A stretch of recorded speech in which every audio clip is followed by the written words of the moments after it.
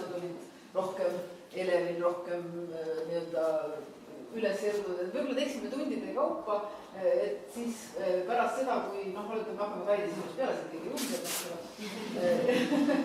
et need, kes olid Kaidi tunnis, et siis te kohe, need, kes seal olid, saaksid ka nagu sõnakese juurde öelda, et mis nemad tähele panid, et anna siis niisugune üldine vaade, eks ole, mis seal sinu enda plaan oli, kuidas lapsed üle elasid ja kuidas siis läks.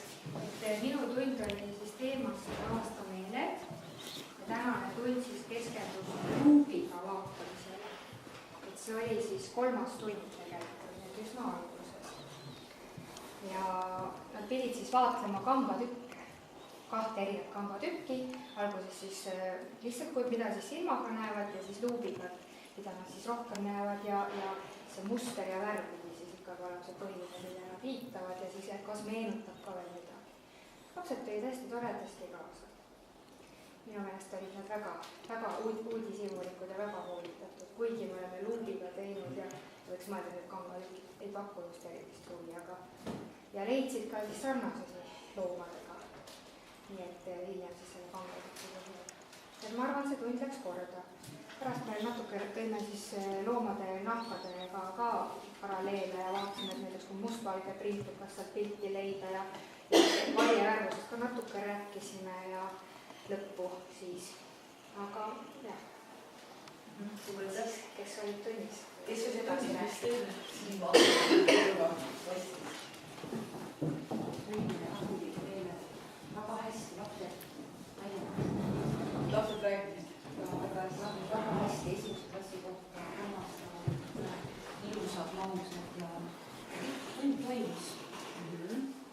Minul on Kailile selline küsimus, et kas sa samasugust tundi oled veel mitu korda teinud või oli see sul ka nii-öelda esimene? Ei, selline tund oli ikkagi selle klassiga küll esimene. Selle klassiga just, aga ma mõtlen, et sa oled... Olen teinud 3. klassiga. Et tuleb seal ka erinevusi? Ja 3. klassile lihtsalt sai rohkem seda vaatlusmaterjali. Et täna oli siin 2 erinevat kambatükki, et meil ikkagi... Seda tuleb ka arvestada. Tuleb ikka arvestada. Ei, on ka teinud, seda mul oli kambatükkide teema. Et no ikkagi... Mina olen hästi rohkem. Jaa, teil oli isegi seal 5. Aga siis oli 3. klass. Jah, aga mina valin siis täna võtsin ainult 2, kui see oli õige ka, et muidu nad oleks jõudnud. See oleks jõudnud arutada ega rääkida üldse. Ja kuna esimene klass on niivõrd ametis ja praktilise tegevusega, siis nüüd seda loota näiteks nagu vanemates klassides. Ja siis on see klassi, et nad oskavad nüüd juba olla küll nii vaiksed, et nad kuulavad küll teiste arvamusi ka ja siis täiendavad. Aga see on alguses kindlasti raske, et nüüd seda eeldada, et ta istub ja siis arutleb. Seal suuremates klassides tuleb rohkem see, et nad on valmis teinud ja siis arutlevadki, et ongi arutlenud. Kas iga laps saab sõna sekka öelda? Tahaks küll, et üldiselt ma ikka püüan küll. Et täitsa sõltub ja mõnikord on jälle nii, et mõni laps minu klassis ka aega veel ei taha. Aga siis ma proovin, aga ma näen, et ikka väga ei taha või kui on võõrad ja ta ei taha, siis parem las ta olla. Et ja mõni tuleb räägib pärast. See on ka huvitav, ta ei taha näiteks veel teisteks. Aga ikkagi enamus on hästi julged rääkijad ja huvitatud. Aga seda peab õpetama. No mitte ainult selles avastuspaljunis, vaid kogu see päev peaks nii olema, et nad saaksid rääkida. Muidu nad eganes avastuspaljunis. Meil enne jõule juba läbi võetud ja nüüd siis juba, kuna tegelikkuses lastele juba sai lubatud nädal aega tagasi ja õpetaja jäi haigeks vahepeal ja sai siis nüüd alles alustatud seda vedelile. Lapsed ootavad neid tunde ja kui see paus läks natuke pikaks, siis juba, et kas me juba hakkame uurima ka. Et selles suhtes on tõesti, et endale tundub, et ei olegi midagi erilist, aga selles on see iva, mis lapsi ärgitab. Tund läks rahulikult, lapsed olid mõnusad ja nad olid tõepoolest, mõtleme, vedelikud, meil iga päev on selle sees, aga kui sa annad teile need 3-4 asja kätte, meil oli siis teine tund täna tutvumisega nii nägemise kui siis ka kompimise kaudu teemaks, siis nad tõepoolest osaliselt seal uurisid ja vaatasid, kuidas ta voolab ja kas ta paistab läbi ja kas ei paista ja tegelikult oli tore see, et omadustest tuli viimaste seas, et igal vedelikul on oma värvus välja. Et see, mis meile kohe silma paistab, see nagu ei olegi, et nagu mitte midagi, et see on minu meelest hästi vahva. Mina muudkui ärgitan, et no siis nüüd see värvuste lause välja või näide välja tuleb ja siis ta tuleb alles viimaste seas või juba, et nüüd peaks nagu edasi ja aeg tiksub. Et selles suhtes oli hästi põnev. Aga klass on hästi tore ja nad on tõesti sellised tasakaalukad ja vahvad. Nendega on nõus teha. Aitäh. Kes olid selles tunnis ja avatasid vedelikki, kes olid, kuidas siis võttis lapsed? Mina olin ka tunnis ja ma võin öelda, et tõesti oli väga tore vaadata, kuidas lapsed omavahel arutasid ja kuidas nad tegid ja kui aktiivsed nad olid. Nii et ütleme, see kõik, mis silma jäi, näitab seda, et see meetod on rakendatav väga hästi koolis ja lapsed tahavad kogu aeg kätt tõsta. Proovi ülikoolis veel ütelda, et kas te on küsimusi, mitte ühtegi küsimust. Ja siin tahaksid kogu aeg käed püsti, mul väga hea meel oli vaadata ja ma usun ka, et võib-olla ju Kairi ütles, et mitte kõik võib-olla ei ole nii aktiivsed, aga enamik oli seal. Selles suhtes ma olen Kairiga nõus, et kui on oma seltskond, siis ongi nad avatumad ja lahtisemad, kui on võõrad tunnis, siis nad ongi natukene ikkagi nagu distsiplineeritumad või tagasihoidlikumad, et selles suhtes ma vaatasin ka, et täna oli seda kätemeelt natuke vähem, peaks ootama rohkem, aga minu tõest ei jäirinud neid üldse, sest nad tegid omavahel tööd ja peaaegu keegi vaadata see meie poole tahapoole. Jah, et see oli küll, et unustati ära. Üks hea kriteerium on mina oma aparaadiga, kes ma lähen teinekord surun nina alla selle või niimoodi. No suuremad inimesed ikka kipuvad tõesti nagu edvistama ja sättima seal soengut, kes ja kuidas. Neid üldse see suurt ei häirinud, nemad tegid omi asju ja neid üldse ei huvitanud minu olemasolu. Sa said oma kaameratööd hästi teha. Ja mina olen mõelnud selle aastate peale just selles mõttes ka, et see ongi, mida lapsed muidu omavahel räägivad. Vahetunnis võiks olla, mis on nende vaheline jutt. No eks nad ikka ooplevad ja mis on tähtsad jutud, ma ei tea, eks ole, selles vanduses sõbrad ja ikka mingi trügimine, nükimine käib. Ja äkki me selles tunnis paneme nad omavahel rääkima meile nii-öelda tähtsam teemal, oletame, et midagi on vaja uurida ja nad peavad nüüd ka mingi sõnavara võtma, eks ole, me kogu aeg ei kujutagi ette, millal kujuneb siis see teaduslik sõnavara, eks ole, millal laps hakkab kasutama neid, aga millal tal see olukord tekib, kui ei ole üldse vajadust neid sõnu kasutada. Aga nüüd nad omavahel mingisuguse kokkuleppe nad saavutavad, mida nad nimetavad, eks ole, mis asjaga, kuidas nad tähistavad. Et see on kõige tähtsam väärtus, eks ole, et edaspidi, kui me näeme, et see uurimus kõik peab... Ma lihtsalt Kari nii palju juurde, Kari ütles ühe sõna, me paneme nad rääkima. Nad hakkasid ise rääkima. Õpetaja ikka annab selle pausi kohal. Ei annab küll, aga ta ei pane, vaid nad ise küsivad, ise räägivad ja omavahel. Aga see on vajalik, et nad saavad. See tore, et see kandub tegelikult kõigest. Nad tahavad kõike uurida, kõike näidata, esineda, tutvustada, et see on nii huvitav, kuidas see aastaõppe suudab Eesti lapsi heas mõttes siis muuta. Nende lähenemist just nimelt. Nii suur aitäh. Õppetunnist siis toimus teine tund alles. Et päris alguses selle muutuste ainetsükliga. Ja tänasel tunnil vaatlesid lapsed jää ja vee omadusi. Panime need kirja. Ja lastel oli vaja paarist ööna kavandada kõige tõhusam meetod jää sulatamiseks. Pisikene jääkuubiku tükk. Ja 4. klass väga loovad, mis mõtted kõik tekkisid, päris mitmeid metoodikaid tekkis neil ja lõpus siis analüüsisime, mis oli kõige kiirem meetod, et võistlesime ajaga, mitte omavahel. Ja tõsi ta oli, nad ikka tõeliselt hasarti sattusid. Siis kui me lubasime klassist välja minna, kuna klassis sooja vett ei ole, siis jooksuga kähku kraanikausi alla oma jäätükki sulatama, aga head mõtted.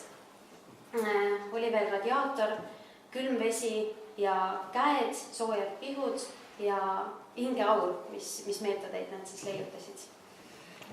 Ja tunni lõpus kavandasime siis uuele katsele nii-öelda selle aluse, et panime petritassi needsamad selle sulanud jääkuubiku vee ja siis ennustasime, mis võiks juhtuda 2-3 päeva pärast. Ja siis mõned petritassid katsime kaanega, et kas siis toimub erinevust, mis nad sellest arvasid. Ja tunni lõpus küsisin veel, kas tekkisid mõned küsimused antud teema kohta ja kui siin öeldi, et üliõpilastel ei teki midagi, siis 4. klassis tekkis, ma arvan, et kuskil 10 küsimust selle tunni kohta või üleüldse, et mida veel tahaks teada. Ja eilse tunni kohta tekkisid ka need, päris palju on neid küsimusi juba tekkinud. Selline tund oli. Ehk siis, kuidas õpetaja tegelikult korraldas, juhendas, mis mulle meeldis, palus mõelda enne kui kuhugi torgata, palus läbi mõelda, see tegevus, mis nad teevad. Meeldis laste sõnavara, teaduslik sõnavara, me omavahel rääkisime ka üks oli see poiss kasutas sõna eeldan, et mis võiks siis juhtuda ühe või teise nähtuse uurimisel. Siis lapsed on harjunud selle meetodiga täiesti õpetaja sõnamoodi ja me omavahel veel arutasime, et kahjuks on meil väga palju õpetajad, kes arvavad, et selline meetod tunnis on distsipliini puudumine.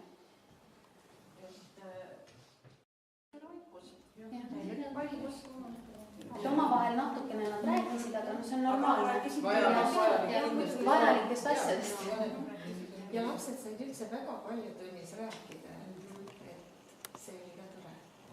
See on jah, Põhiliselt lapsed rääkisid, õpetaja esitas küsimusi ja siis läks nagu hästi vastamisi. Kõik on võrdses positsioonis. ja keegi ei ole eelistatud. Keegi ei ole eelistatud ja keegi ei ole ka maha surutud. Ja see on väljendusoskuse õpetamine on väga oluline, sest ma näeme tudengite puhul, nad ei oska ei küsimusi esitada ega ka korralikult ennast väljendada. See oskus puudub, ei ole kunagi lastud teha seda. Aga see on avastusõppe tohutu eelis ja ma olen seda väga paljus kohtades näinud nii Ameerikas ja ma ei ole ühtegi passiivset last neid. Isegi Eestis mitte, eks? Eestis. Nad tutvustasid need vastused, mis nad said ja siis ma võtsin siis enda ülesandeks, et leida siis mingisuguseid võimalusi nendele küsimustele vastata, mida nad ei saanud ja siis tuli ka neid, mis tuli kõrvale jätta. Aga see nagu just annab neile selle võimaluse, et kõigele ei saagi vastata, mingid asjad vajavadki nagu pikaajalisemat protsessi ja võib-olla suuremat teadmiste pagasit ja et õpetaja on inimene ja õpilane veel rohkem, et siis ühes inimene. Siin on üks võimalus, mida ma olen vaadanud Ameerikas ja mujal ka, et sel juhul pöördutakse mõne teadlase või hoolde, kes võib tulla klassi ja hakata laste küsimustele vastama, sest loomulik on see, et õpetajaid ja kõike ja ega teadlased ka ei tea kõike. Aga ma tulles nüüd toiduainete keemia juurde, ma olin sügavalt üllatunud, kui rootslaste koos me töötame välja seda toiduainete keemia. Ja meil oli 2 Rootsi esindajad siin ja olid 2 klassis. Üks klass oli 6. klass, kel ei ole olnud üldse avastusõpet. Ja teine oli 3. klass. Ja see 6. klass, ma nägin kohe, et neil puudub kõik see võime arutleda, läbi viia. Nad tegid seda rohkem formaalseid ja 3. jättis niisuguse mulje. Ega see ei ole ka väga lihtne, mis on glükoos ja mis on tärklis ja need on kõik ju ja kuidas need määratakse ja nad olid nii aktiivsed ja mina lihtsalt olen üllatunud 3. klass.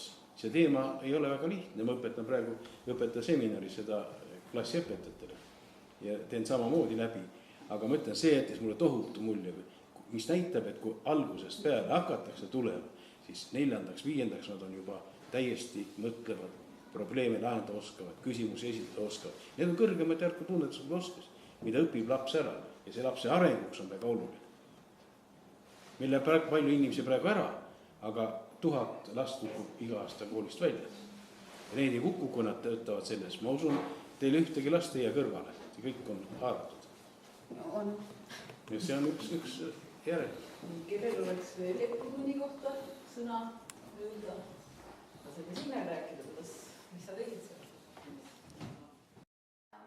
Meeled ja me oleme selle teema üsna alguses ja me eelmistel tundidel 2 tunnil tegime esimese sisseotsa lihtsalt rääkisime, siis me keskendusime juba esemetele, kasutasime kõik võimalikke meeled ja siis nüüd niimoodi praktilise tegevusena see oleks siis olnud teine. Et selline teoreetiline külg oli juba eelnenud. Ja siis arutluse käigus tuli välja see, et mis meil on 5 meelt, aga meil on ka siis sellised ekstra sensid. Et siis näiteks 3. silm ja teleportimine ja siis déjà vu ja unes nägemine ja tunnetamine ja sellised asjad ka. Et siis noh, et võib-olla tõesti, et kui selle esimeses klassis, et võib-olla nad, ma ei ole kui kahtlenud selle laste võimetes, et mõttes, et need kindlasti on nagu avatud meeled, aga kui noh, õpetajad, no millega me näeme, kuuleme, et ta annab nagu vihjeid, et siis ta nagu püsib raamides, aga kui nüüd 4. klass, et siis kõiksugused meeletud võimeid, mis siis nagu välja tuli. Ja täna selline tund keskendus siis konkreetselt nägemisel, et nad pidid võimalikult täpselt kirjeldama nähtut, ja neil oli vaatlusobjektiks õun. Ja paljud õunad olid hästi sarnased, üks oli eriti eriline, silmapaistev ja siis 2 siis ka nagu see suurus just välja tuleks. Ja et küsimus oli selles, et kui nad nagu tähelepanelikult vaatlevad ja joonistavad ja uurivad iga külje pealt said ka luupi kasutada, et kas nad siis hiljem selle õuna ära tunnevad. Aga nii kummaline, see on üks kummaline, ma usun oma lastesse, mina lasin, et käib kohe kähku, aga kui need õunad olid pikantiku peal uuesti, et siis nad väga... Ja õun oli ka natuke rohkem. Ja õun oli ka rohkem. Täiesti valesid õunused. Ja nad lihtsalt nagu võtsid, et see ongi meie õun, et nad, see võime vaadelda, et võib-olla, et kui mingisugust teises situatsioonis neil nagu pole varem sellist kogemust, et rohkem vaadelda või et see oskus ei ole nii hästi arenenud, et võib-olla nad oleks jäänud siis selle õunavaatlusega hätta, et võib-olla oleks tekkinud rohkem kahtlusi, kas see on meie õun või mitte.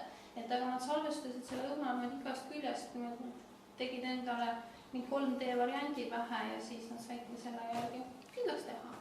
Näed, see meil ongi kuldne õun ja näed, meie saba on natuke viltu ja nii edasi. Lengide kindlate fakti järgi tegid kindlaks, et see on minu õun. Ja siis tuli sealt välja ka nagu sellised, et kui nad vaatlesid päeval või tunni lõpus, ma lasin neil vaadelda siis vastavalt värvile, et nad tegid sellised taberid, et leia klassist, mis on roheline ja siis oli seal 9 võimalust, mida nad siis leidma pidid. Ja nad ei tohtinud katsuda, nad pidid silma järgi otsustama. Ja et see küsimus ka, et kuidas näiteks kindlaks teed silma järgi, et kas ta on nüüd pehme või ei ole pehme. Ja siis tuligi välja see tõde, nad kordasid seda ikka ja jälle, et aga ma olen seda juba varem ju näinud ja ma olen seda katsunud ja mulle jääb ju meelde, et nad lihtsalt läks materjali pehmuse ja nad siis otsustasidki selle järgi, et neil on varasem kogemus materjaliga, et nad oskasid seda siduda. Ja et kas lapsed olid natukene krampis või olid nad väga elevil, siis nad olid väga tavalised. Et võib-olla lihtsalt ma märkasin Triinu puhul, et ta nagu ei öelnud midagi eriti, tõmbavad pöörduma. Tavaliselt räägib hästi kaasa, et võib-olla nagu mõnele ehk üldid, nad olid tavaliselt, nad on nagu harjunud, et meil on külalisi alati, et meil on alati keegi tunnis ja see nende jaoks ei ole üldse mingisugune segav faktor. Et aga kus sa ikka tead kindlasti ja siis kõigil oled, aga kus ma tean, et olid nagu mõtlevad näod peas, et mulle meeldib küsimused just lastele, et nagu põnev oli. Minule meeldis väga see lastega vestluse läbiviimine. Tegelikult me ei tea ju õpetajatena mitte kunagi, mida meie lapsed meie käest küsivad. Ja nad võivad küsida meie käest täiesti ootamatuid asju ja justkui vastata sellele. Aga mis on nagu õpetaja kohus on iga lapse vastust aktsepteerida. Ja selles mõttes on õpetaja väga tubli minu meelest, et kõik vastused, mis sealt tuli, kõik said nagu väga isikupärastatud või iga lapsel jäi mulje, et tema vastus oligi õige vastus. Ja väga meeldis mulle see koduse töö kontrollimine, sest sageli me tegelikult ei kontrolli oma kodust tööd, eriti kui tegemist on näiteks lahtiste tundidega või siis mõnikord ongi nii, et kodune töö jääbki kontrollimata. Siis tänase tunni puhul oli see koduse töö kontroll hõlmas nii-öelda pinginaabri töö jälgimist ja vaatamist. Ja sealt pidi ta nüüd selle töö põhjal pidi ta võtma ühe lause ja see lause pidi olema siis kõike lause, mis õpetaja kohe ütles, millega ta piiritles ära selle suure, ütleme nagu vestluse hoo, eks, et ta saaks kõikide laste käest küsida. Ja lapsed pididki selle üldise õige, nii-öelda nende meelest õige vastuse leidmist. Minu meelest oli väga hea. Ja muidugi me õpetaja Veeretiga ka seal vaatasime, et seesama õuna leidmine, kui töötas, leidsid. Täpselt see koht, et väga põnev. Tubli. Mina kindlaksin eraldi seda võõrsõnade kasutamise hulka. Et hästi palju, et mina mõtlesin, et mina nii palju ei kasuta. Ja see ekstrasensis see on ka üks hästi oluline asi tegelikult tänapäev ju meie ühiskonnas tuleb seda ekstrasensis neid meeli nii palju peale ju, mis igast enesetervendamisõpikud, kõik lapsed on sellega kõik kursis ja kas vanemate kaudu ja võib-olla mõni laps tunnetab ja ta teabki, et ta kuulub võib-olla sinna. See on okei. Jaa, sest üks tüdruk ütleb, et see on kuidas. Jaa, ma võin isegi teha seda, eks ju, täpselt. Ja seda peab toetama, mina arvan ka. Et see vaba suhtlemine minu arvates see ka hästi.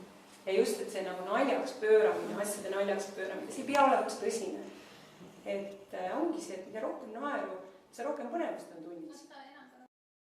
Et ma küsiks praegu sellist asja, et me Tartu Ülikool on täiesti vaeslapse osas selles olulikus õppes selles mõttes, et see ongi see üks ainuke õppeaine, kus me kohtusime, eks ole, ja nii edasi.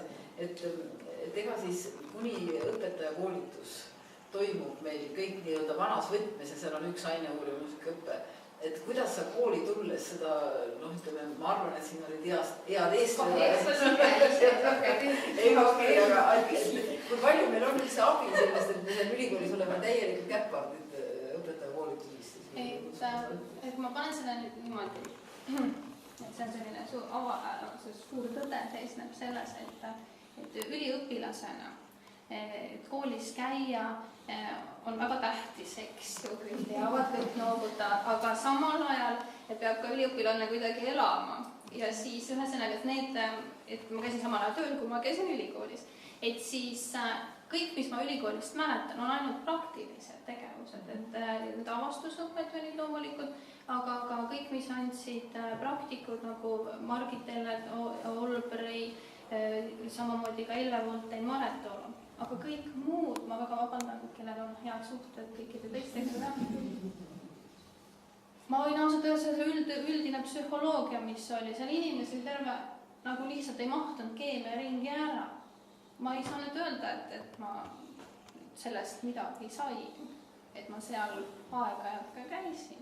Et tegelikult on see, et see, mis sa ise läbi teed ja õpid, et need samad asjad on ka koolis väga tähtsad, sest sa ju näed, et kui laps teeb seda oma kätega või ta nagu on korraks sellele mõelnud, siis ta räägib sellest juba hiljem. Et aga kui sa nagu istud ära tuima näoga ja siis lähed minema, siis sa ei saanud sellest midagi. Me istusime kõrvuti Rauduse kooli õpetajaga ja just oli juttu sellest kutseaastast ja nii edasi. Ma arvan, et tegevõpetajad ja kõik noored õpetajad ja ka vanad õpetajad võiksid kuidagi seda tagasisidestada sinna nende rahajagajatele juurde või ma ei oska öelda, kes seda õpetaja koolitust reaalselt juhivad, sest meie autosudes ei juhi.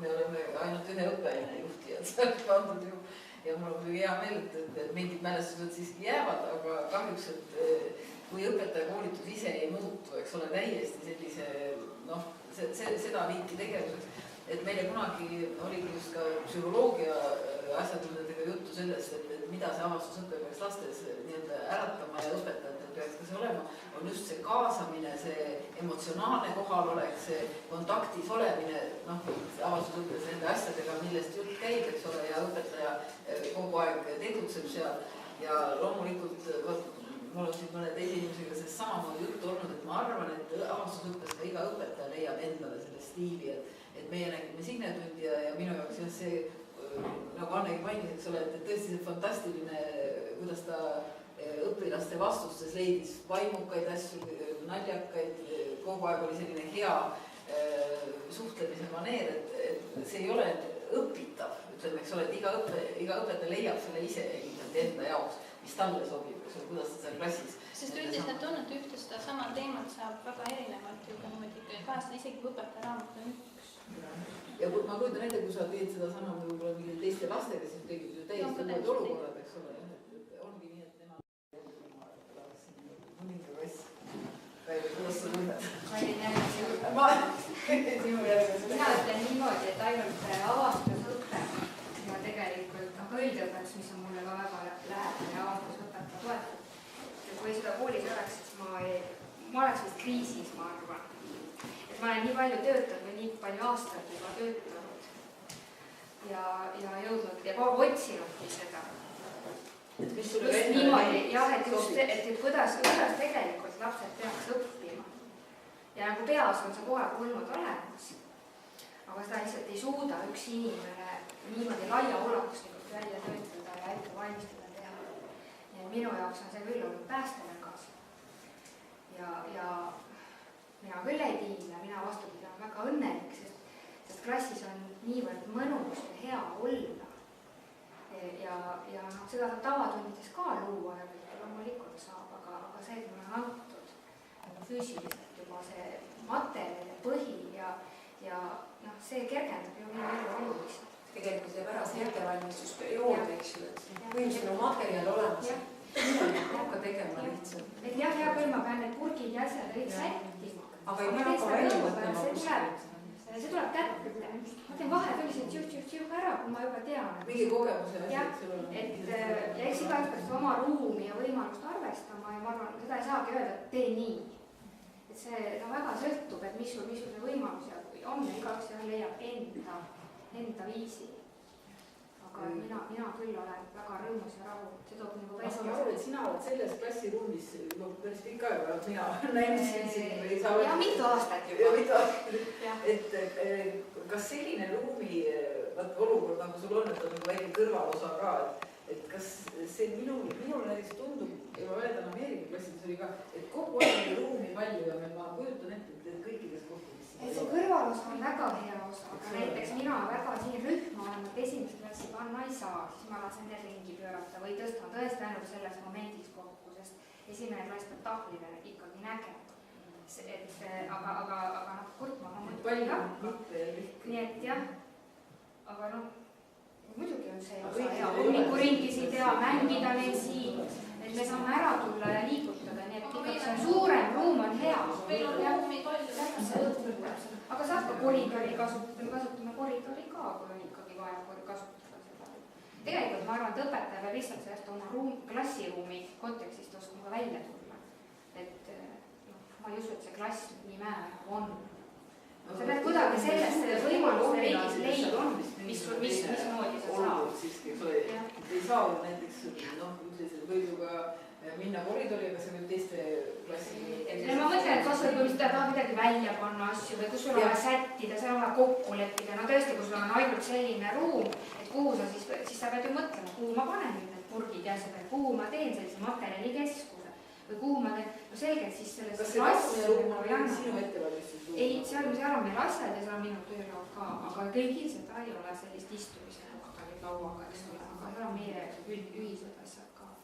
Et no siis ma ilmselt juba hakkaks kuidagi sinna koridori kolima oma mingi asjadega. Teil on ilmselt ka see sama. Kui taha teha, siis leiab palju põhjuseid, mis ei saa teha. Ja kui sa nagu tahad teha, siis sa leiad ükskõik võimalused teha kus iganes.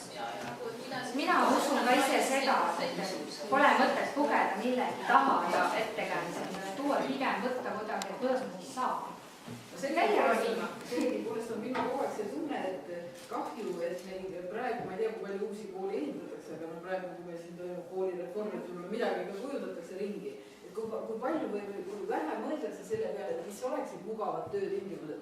Mina olen kohutava šokki ülenenud Tartu Ülikooli keemiahoone valmimisega, kus me nüüd õppetööd andma. Ja kujutate ette, et ehitatakse valmis õppehoone, kus ei ole mitte ühtegi ruumi, kus sa saad üliõpilastega rühmatööd teha, sest kõik on tehtud tsirkuseks, amfiteater, üliõpilased istuvad ja vaatavad kino ainult, eks ole. Ja palun ütle, et teeme rühmatööd, kellega, kuidas. Nad saavad kahekesi järgmist, kolmekesi mahuvad rääkima, kõik. Ja mingisugust võimalus, ja see on siis me püüaksime inimesi aktiivselt õppetöö ajal kaasata ja hakkavad midagi tegema. Nad ei saa väljagi, nad istuvad terves reas, eks ole niimoodi. Kõigil on juhe tagumiku all küll, et ta saab elektrit võtta ja arvutisse panna. Ja wifi on kõigil olemas, eks ole, see on olemas. Aga et oleks mingisugune sotsiaalne sfäär, kus ma saaks inimestega rääkida, no ma ei õpeta loomulikult kogu aeg õpetajakoolituse asju, et on keemia, aga seal on täpselt sama olukord. Kui informatsioon on niimoodi kätte saadud, nagu Edgar sulle kirjeldab, nende lapsed leiavad selle kõik üles 4. klassis ja kindlasti varemgi, siis ei ole enam niisugust õppetööd mõndet teha, kus keegi seisab ees ja näitab pilti seina peale ja kõik. Saate aru, see olukord on kardinaalselt muutunud kuni ülikoolini välja ja ma leian, et kui siin nüüd need niinimetatud projekteerijad ja inimesed mõtleksid selle peale, milliseid koolimaju ja ruume ja asju oleks vaja. Väga... Ruum on kindlasti tähtis, sest nagu ma ütlen, sa võid teha ja mõelda, kui sa tahad. Aga tegelikult on tähtis pikemuse perspektiivis kindlasti see õige, et kui on ikka lastel õhku ruumi, võib sättida ümber, et ei pea millegi mõtlema, et see on takistatud kuidagi.